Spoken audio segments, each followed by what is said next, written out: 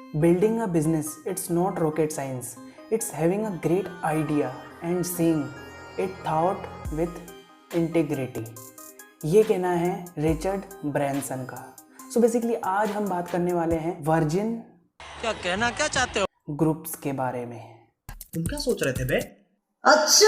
So basically आज हम बात करेंगे वर्जिन ग्रुप्स के बारे में कि कैसे वर्जिन ग्रुप स्टार्ट हुआ, कैसे एक स्कूल ड्रॉप आउट लड़के ने वर्जिन नाम से 400 से ज़्यादा कंपनियां बना ली और जो कि 35 से ज़्यादा देशों में चल रही है, और क्या मार्केटिंग स्ट्रेटजीज है रिचर्ड ब्रैनसन की जिससे वो अपने वर्जिन ब्रांड को प्रमोट करते हैं। आज सब जानेंगे इस वीडियो में। सो तैयार हो आज का ज्ञान लेने के लिए। So let's get started without any delay. How did virgin group start? Basically जब रिचर्ड ब्रैनसन 16 साल के थे तभी उन्होंने स्कूल छोड़ दिया था क्योंकि इन्हें पढ़ाई में कोई इंटरेस्ट नहीं था। उसके बाद से यह स्टूडेंट्स के लिए स्टूडेंट नाम से एक मैगज़ीन लेकर आए और जो स्टूडेंट्स इनकी मैगज़ीन खरीदते थे उन्हें ये मेल रिकॉर्ड्स बेचते थे और इनका ये मेल रिकॉर्ड्स का बिजनेस सक्सेसफुल रहा। और उसके बाद से इन्होंने वर्जिन रिकॉर्ड्स के नाम से एक कंपनी बनाई और जो कि वह सक्सेसफुल रही, और इसके कारण रिचर्ड ब्रैनसन सिर्फ 23 साल की उम्र में मिलियनर बन गए। और फिर एक दिन रिचर्ड ब्रैनसन अपनी गर्लफ्रेंड से मिलने प्यूर्टो आइलैंड जा रहे थे, पर लेकिन जिस एरोप्लेन से वह प्यूर्टो आइलैंड जा रहे थे वो टेक ऑफ हो ही नहीं रहा था। और फिर बाद में पता चलता है कि फ़्लाइट कैंसिल हो गई है, तो सारे पैसेंजर्स दुखी हो जाते हैं। पर लेकिन इस वक्त में रिचर्ड ब्रैनसन अपना दिमाग लगाते हैं और फिर वह रेंट पर एरोप्लेन देने वाली कंपनियों से कॉल करके पूछते हैं कि रेंटल एरोप्लेन का प्राइस कितना है। तो फिर उन्हें पता चलता है कि रेंटल एरोप्लेन का प्राइस $2000 है। तो फिर वह हिसाब लगाते हैं कि कितने पैसेंजर्स हैं और एरोप्लेन का रेंट $2000 है। तो फिर वो लास्ट में एक ब्लैक बोर्ड पे $39 लिख के सभी पैसेंजर्स को बोलते हैं कि प्यूर्टो आइलैंड जाने वाली फ़्लाइट का किराया $39। तो फिर सारे पैसेंजर्स उनकी सारी टिकटें खरीद लेते हैं। तो फिर वह सभी पैसेंजर्स के साथ प्यूर्टो आइलैंड पहुंच जाते हैं और प्लेन से उतरते वक्त कुछ पैसेंजर्स सर रिचर्ड ब्रैनसन को बोलते हैं कि तुम्हारी सर्विस अच्छी थी, तो कुछ पैसेंजर्स बोलते हैं सर्विस थोड़ी और सुधारो।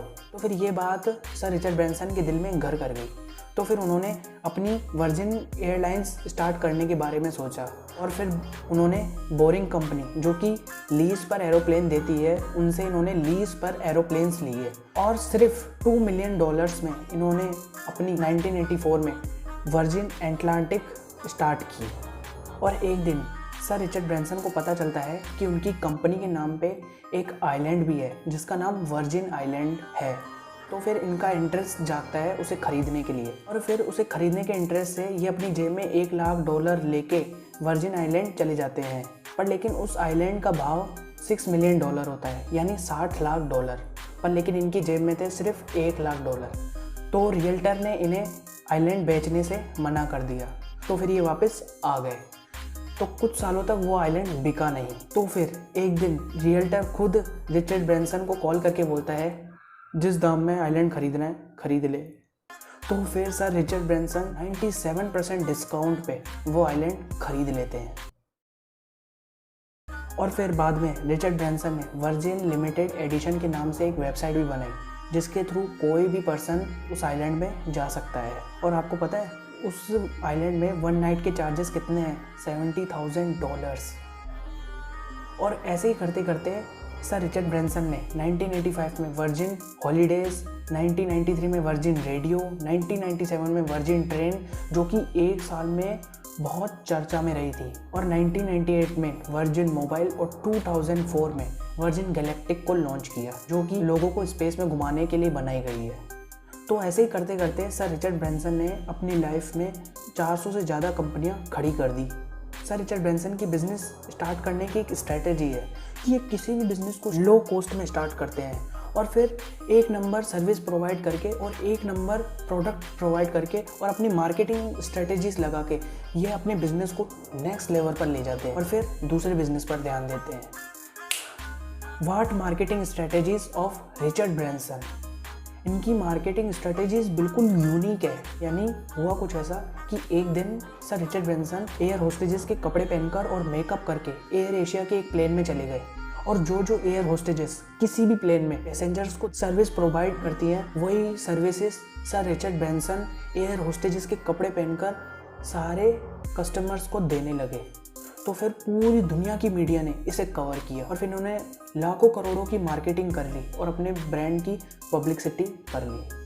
और एक दिन sir Richard Branson virgin America को प्रमोट करने के लिए एक होटल की छत पर चढ़ गए और वहाँ पे क्रेजी स्टंट करने लगे और फिर उसी छत से उन्होंने जंप भी किया। और एक दिन वर्जिन ब्राइड, जो कि वर्जिन का ब्राइडल वियर ब्रांड है, उसे प्रमोट करने के लिए सर रिचर्ड ब्रैंसन ने खुद ने ब्राइडल वियर्स पहने और फिर फ़ोटोशूट भी करवाया।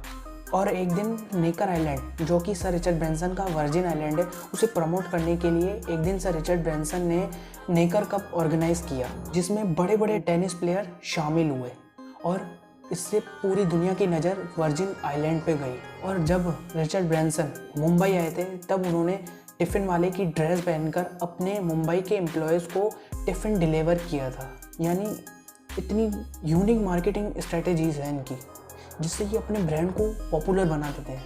और सर रिचर्ड ब्रैंसन ने अपनी इन्हीं यूनिक मार्केटिंग स्ट्रेटजीज से वर्जिन ब्रांड को 35 से ज़्यादा देशों में फैला दिया है। और आपको पता है वर्जिन कंपनी में 71,000 से ज़्यादा एम्प्लॉयज़ काम करते हैं।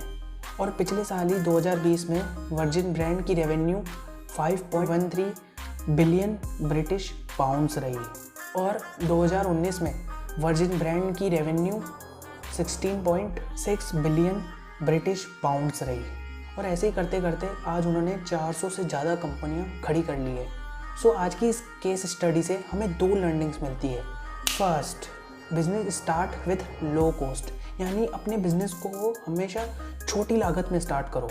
अधिकतर लोग क्या करते हैं, जब बिज़नेस स्टार्ट करते हैं तो अपनी लाइफ की पूरी सेविंग बिज़नेस में लगा देते हैं और फिर वो बिज़नेस डूब जाता है तो उनकी पूरी सेविंग्स भी डूब जाती हैं, तो फिर उन लोगों को बहुत लॉस पड़ता है। तो फिर आप ऐसी गलती ना कीजिए। अगर आपको बिज़नेस स्टार्ट करना है तो लो कॉस्ट से स्टार्ट कीजिए, क्योंकि अगर बिज़नेस डूबेगा भी तो छोटा सा अमाउंट डूबेगा। और अगर आपको लगता है कि बिज़नेस आगे बढ़ रहा है तो फिर आप उसमें और अमाउंट जोड़िए और फिर अपने बिज़नेस को नेक्स्ट लेवल पर ले जाइए। Second, don't afraid to be failure, यानी कभी भी फेलियर से डरो नहीं। अगर आप बिज़नेस स्टार्ट करोगे ना तो आपके पाथ में फेलियर तो आएंगे ही, क्योंकि जब भी हम किसी भी चीज़ की छोटे से शुरुआत करते हैं तो उसमें बहुत मुसीबतें आती हैं, पर लेकिन जो व्यक्ति मुसीबतों को झेल लेता है तभी वो आगे बढ़ पाता है। और सर रिचर्ड ब्रैंसन का कहना है, what ever your goal is, you will never succeed unless you let go of your fears and fly. So I hope this video is knowledgeable for you. अगर वीडियो अच्छी लगी हो तो video को like कर देना, चैनल को subscribe भी कर देना और बेल आइकन दबा भी देना। और अपनी यूथ में अपने फ्रेंड्स को और अपने पेरेंट्स को ये वीडियो शेयर कीजिए ताकि उनका टाइम वेस्ट की जगह इन्वेस्ट हो सके। और कमेंट में बताओ मुझे कि ये वीडियो आपको कैसी लगी, और कमेंट में ये भी बताओ मुझे कि अगली केस स्टडी किस पे चाहिए। मिलते हैं अपने अगली वीडियो में। Have a nice day.